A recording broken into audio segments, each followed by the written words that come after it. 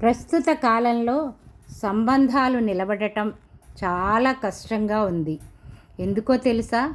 మాటలు అన్నీ రాతల్లోకి అంటే మెసేజెస్లోకి మారాయి.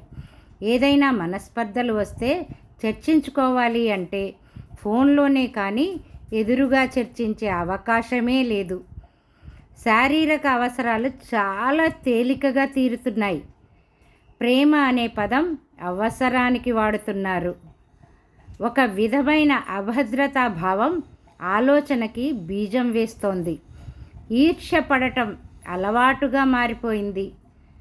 నమ్మకం అన్న పదం వినటమే కానీ కనపడట్లేదు. బాధపడడం అనేది సహజంగా మారిపోయింది. బాధే కానీ నిజం వదిలివేయడం అనేది ఒక్కటే మార్గంలాగా అయిపోయింది. ఇది బాధగా ఉంది కానీ ఇదే నిజం. బంధాల కోసం యుద్ధం చేయి కానీ తప్పని పరిస్థితిలో వదిలివేసేయి.